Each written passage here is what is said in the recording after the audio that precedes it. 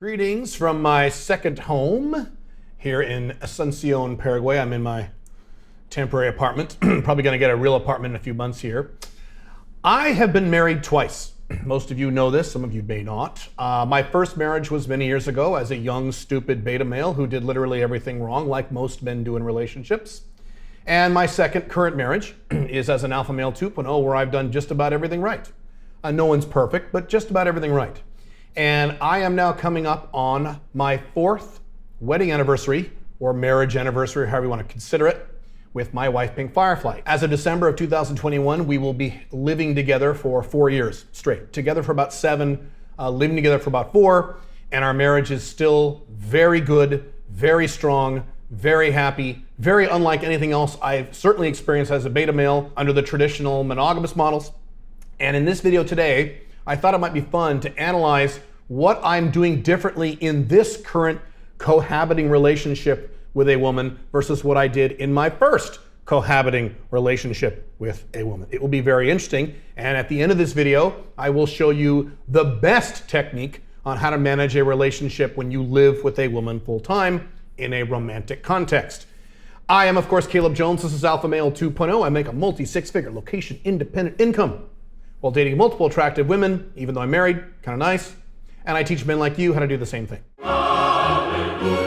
Now, before we get into the details, I know a number of you are going to say, I'm never going to move in with a woman. I'm never going to get married. I'm never going to live with someone. I have addressed that weird objection numerous times on past videos and past blog posts. And I've talked in great detail about how it's easy to say that when you're 26 or 31. Let's say that when you're 47, 54, 63, you're going to want to settle down with someone. No, you may not get legally married, and you shouldn't.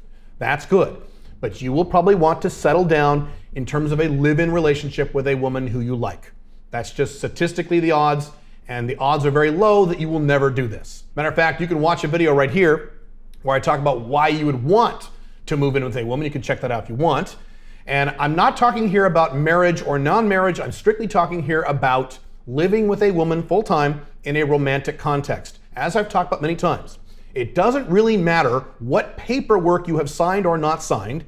If you live with a woman full-time in a romantic context, you are living the lifestyle of a married man. You can say, but Caleb, I'm not married. We didn't sign anything. I don't care. You are living the lifestyle of a married guy. Whether or not you put your signature on a piece of paper or not is completely irrelevant to your day-to-day lifestyle. So I call this type of relationship a marriage. I am married. I live with my wife. I love my wife. She's wonderful. I like being married to my wife. I like living with my wife, and I am married. I can't give you the financial details of how I've structured this relationship for legal reasons, but I'm married. And if you're living with someone, you're quote unquote married. That's the term I use, even if you have not signed those specific items. So before I go on with the specifics, I just want to remind you that even if you are not living with a woman now, the odds are overwhelming, 90% plus. At some point in your life, you will when you're a little older. All right, with that out of the way, here are the top 5 things that I have done differently in my current marriage that is wonderful beyond belief versus my original marriage,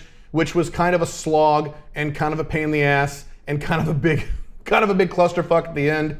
In other words, the typical monogamous marriage that doesn't work in the collapsing Western world today. So in terms of my first marriage, item number 1, top of the list, is I argued a lot.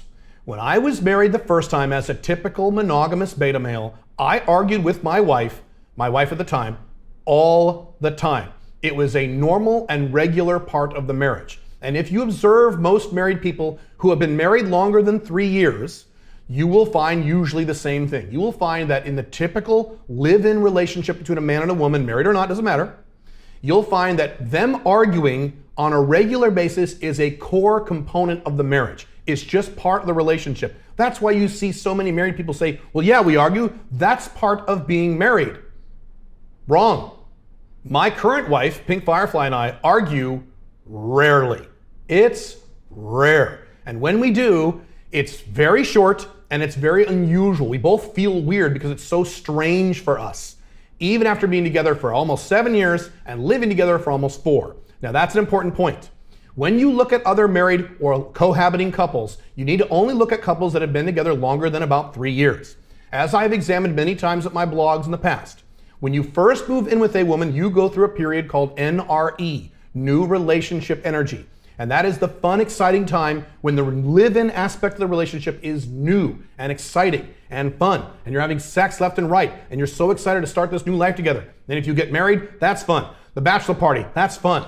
The honeymoon, that's fun. Having that first baby, another big boost of NRE. People fucking love it when the live-in relationship is new. You cannot analyze these people because these are temporary conditions. You have to only look at people who have been married or cohabiting longer than 3 years. And if you look at most cohabiting couples, the vast majority, in fact, who have been living together longer than 3 years, arguing is just part of the marriage. It's a regular component of the marriage, and I was in that category. My first marriage to my first wife was 9 years, and throughout that entire 9-year period, we argued regularly. It was a regular part of the marriage. Today, Pink Firefly almost never argue. Now, do we literally never argue? Of course not. That's a fantasy world that doesn't exist.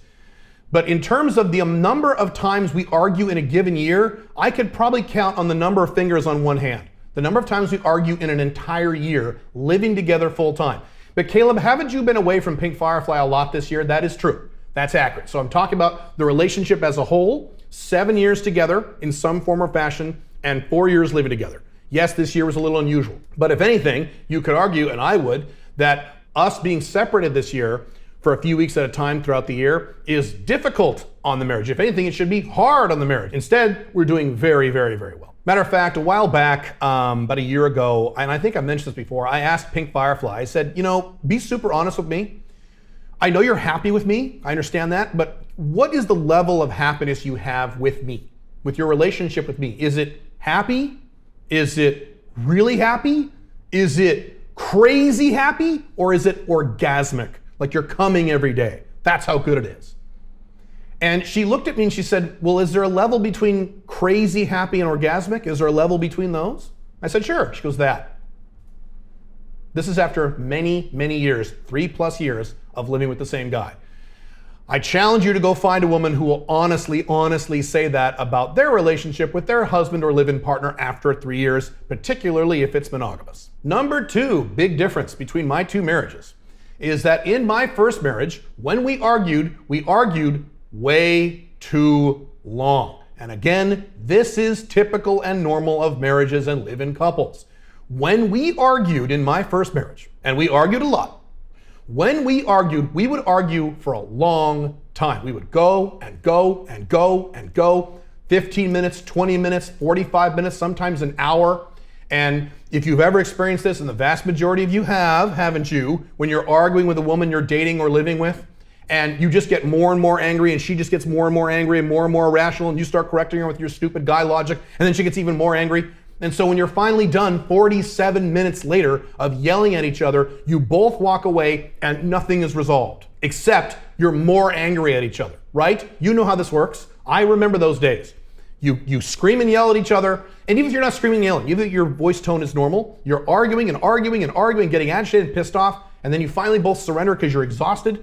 In some cases, some women can go forever, so it depends. And then you walk away from the discussion, and now you're just 10 times more furious, and she's 10 times more furious. It's not like you walk away going, you know what, we have a good resolution to this problem, and I'm glad we took care of that. Is that the case in the typical live-in relationship? No. As I talk about in great detail in my marriage manual at open-marriage.com, which you should check out, when we argue, my wife and I today, Pink Firefly and I today, when we argue, it's a few minutes and it's over. It's a few minutes and it's over. 3 minutes, 4 minutes, maybe 6. Rarely is it longer than about 5 minutes. Matter of fact, the last time we argued longer than 5 minutes was over 2 years ago. I remember it. And the reason I remember it is because it's so rare and weird for us. 5 minutes, 6 minutes, and that's it. We're done. Either we come to a resolution within that time, or if we can't come to a resolution, I gently end the conversation and I say, let's revisit this tonight or tomorrow when we're both in a better state of mind. Because I don't want to have a repeat of my first marriage where I'm the typical married guy or live-in guy and you're arguing and arguing and arguing and arguing, and just you're getting more and more pissed off. By the way, not arguing and arguing for short periods of time requires effort. It requires proactivity. It requires self-awareness, because your mental default is to sit there and respond to everything that comes out of her mouth. She's a woman. She's a girl. as I've talked about many times, women are biologically wired to talk a lot. Women process the world by talking. So when she's agitated or disagrees with you, she's gonna talk a lot, right? You know what I'm talking about? Yes. And so what you're gonna do as a dumb man, alpha male 1.0 or beta male, doesn't matter, because I've seen them all make this error. You're gonna be hardwired to sit there and literally respond to every little statement that comes out of her mouth for the next 47 minutes. That's stupid, that is not productive, that damages the relationship, it damages the trust in the relationship, it makes you less happy. Why the hell are you married or living with a woman who you argue with on a regular basis? That's fucking dumb. Why would you do that? Before I go on to the next items, you should subscribe to this channel. You should click the dumb notification bell. You should put a like on this video, leave a comment on this video. You can say whatever you want, doesn't really matter. The more interactivity I get on this content, the more of this content I will provide for you for free. The third thing that I did incorrectly in my first marriage as opposed to my second marriage is that, and this was a big one, and talk about arguing for a long time, I tried to share the children. Now, I understand there's a lot of you who are saying, I'm never gonna have kids. I already addressed you guys at the beginning of this video. The odds are overwhelming you will, even if it's by accident. So you probably will when you get older. It's easy to say that when you're 27. Let's see what happens when you're 45. Statistically speaking, most of you guys are gonna end up having kids at some point. Most of you, the majority of you, including you red pill guys, alpha males, what have you. Just the way it is, just statistics. I had 2 children, as most of you know, in my first marriage. My son Josh, who today is almost 30, he's an alpha male 2.0, self-employed. I work with him in my company as well.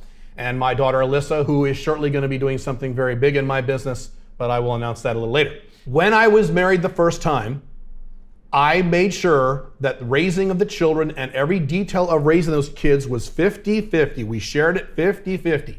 So every time my wife at the time put something on their plates for dinner that I didn't like, I said, whoa, whoa, whoa, why are they eating that? And we would have a huge fucking argument about what they'd eat for dinner. Or at the end of dinner, if they didn't eat all their food on their plate or what have you, I'd say, whoa, whoa, you're wasting all this. I would tell my wife, you're wasting all this food. Well, what's going on? Or if there was a Sunday where my son was sitting laying on the floor watching cartoons in the morning while my wife was out mowing the lawn because she didn't want to make my son do it because that was mean, we would argue about that. One of the biggest sources of problems and arguments and disagreements in my first marriage was because of the co-management of the children. Now, was it the kids' fault? No, nothing to do with the kids. It's not the kids' fault. It was my fault and it was her fault. As I talk about in my primary book, The Unchained Man, at alphamalebook.com, if you want to have kids under an alpha male 2.0 model, you need to settle down with a woman who is comfortable with taking over 90% of the details of raising those kids. 90%. If you do 50-50, 2 things are going to occur. Number 1, you're gonna take time and emotional energy away from your mission, which is what makes you happy and what makes you attractive to your wife. I can't tell you the number of times, and you've probably seen this yourself, where a woman marries a strong alpha male, they have kids, the alpha turns into a beta because he loses all the testosterone from having kids, then the wife loses attraction for him and divorces his ass. So you are damaging that thing that had her move in with you in the first place if you become a 50-50 parent with your kids. Don't do that. And by the way, this is not some right-wing conservative 1950s bullshit. I have attacked right-wingers, Trump supporters, and traditional conservatives, Christians and so on, many, many times in my content. I disagree with the vast majority of the things those men say. I'm talking about logistical in terms of your long-term happiness. You can't share the kids. Now, you may say, but Caleb, in your current marriage, you don't have any kids with Pink Firefly, and you're not going to. Right. Hello. So the best way to do this, if you can pull it off, a lot of you can't, but the best way to settle down with a woman is to not have any kids. If you just don't have any kids with her, the number 1 or number 2 source of problems in the marriage, and marriage counselors and marriage experts will back me up on this, magically vanishes. It's never a problem. How many times have Pink Firefly argued about our children? Never.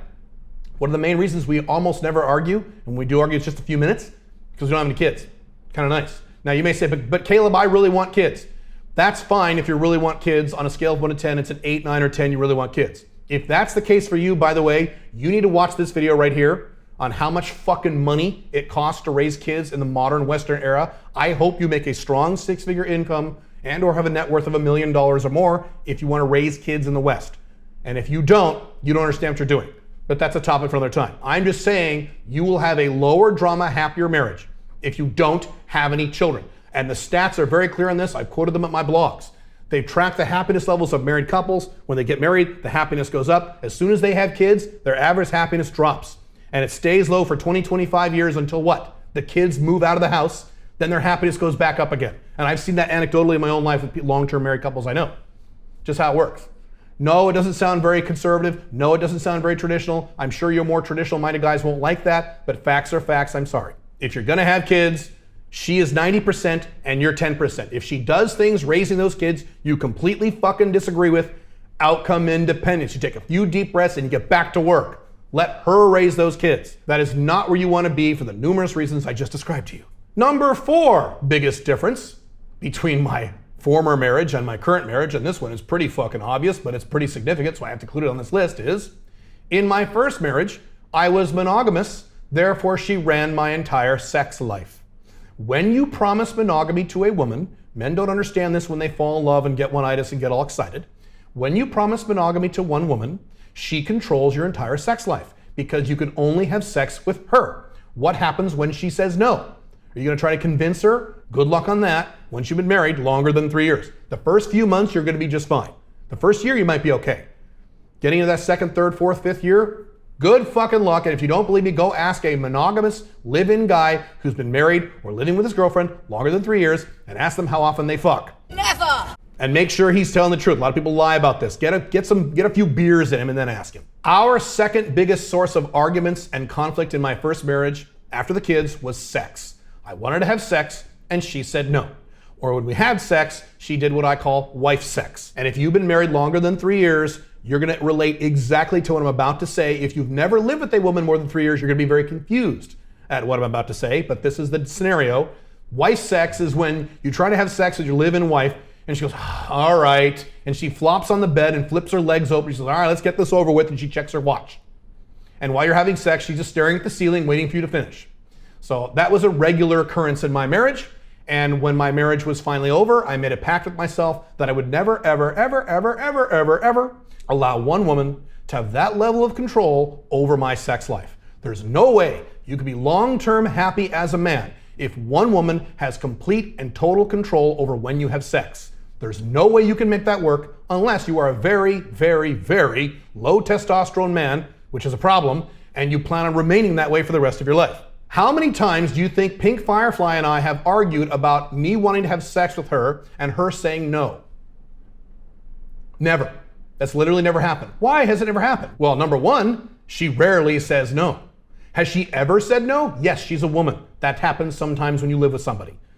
But it's unusual when she says no. It does happen, but it's very, very, very rare. It is night and day as compared to my first marriage. Also, on the rare time she says no, instead of me going, God damn it, come on, what the fuck do you know? Like a typical monogamous fucking pussy, I just say, okay. I leave the room, I pull out my phone, and I schedule an FB for the next day.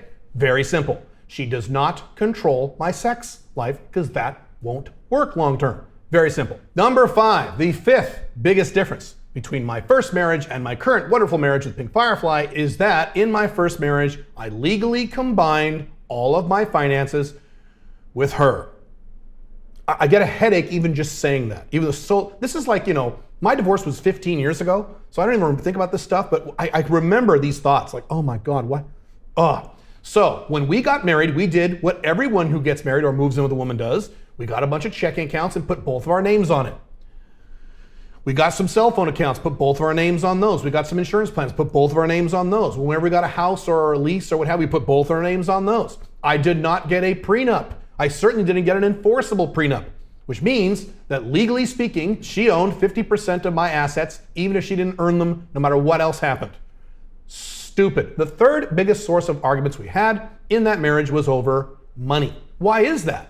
It's the same reason we argued over kids. Just like we 50-50 shared the kids, we 50-50 shared the money. Now that gets really interesting when you make a lot more money than the woman you're living with, which statistically is probably going to be the case, especially if you do this post age 30.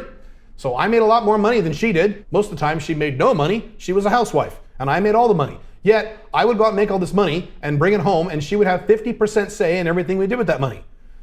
Not good. We had argument after argument after argument after argument after argument after argument about how to manage the money in the household because it wasn't separate. Toward the end of my marriage, when I started to alpha male up a little bit, I actually went in and separated the finances. I gave her her own checking accounts. I had my own checking accounts that she had no access to. And then once a month, I would deposit a hunk of money in her checking account. And I said, you can do whatever you want with that money. There's no discussion and no argument needed. Now, did she like doing that? No, she fucking hated it. And that was one of the catalysts for the divorce. But to be honest and to be fair, once I made that change, all the disagreements about money, just about all of them, vanished. Today, I have an OLTR marriage with Pink Firefly. So not only does that mean it is sexually open, I can have sex with other women and I do it on a weekly basis, it also means our finances are 100% separated by what I call a financial barrier, again, open-marriage.com, a financial barrier of legal, logistical, financial, and international aspects that block my money and her money. She has her own money. Do I give her money sometimes? Of course, she's my wife and I love her. That's fine. And again, statistically, I make a lot more money than she does, so that's not a big deal to me. But in terms of if we got divorced, if she moved out, I've said this before and I'll say it again, I would lose about $150 in legal fees and that's it. I wouldn't be forced to give her any other money. I could if I wanted to, I could choose to, which is the way this is supposed to work with your money. But my finances are completely protected in case of a divorce, and we don't argue about money because she has her own money and I have my own money. So I spend my money the way I want to spend it, she spends her money the way she wants to spend it, and I can't argue with her about how she spends her money because it's her money. Last week, her and I were in Guadalajara, Mexico for about 2 weeks. And while we were there, she spent a significant amount of money on some fancy coats. Fancy coats they have at some of the fancy foofy girl stores they have there at Andares, Guadalajara. And I didn't say anything, but I thought, Jesus Christ, okay. I didn't argue with her because it's her money. Very simple. How many times have Pink Firefly argued about money? I think it's happened, twice. Twice in 4 years? There you go. Because everything is separate. So what is the final best way to manage a live-in relationship with a woman? It is the last two things I just said, items 4 and 5.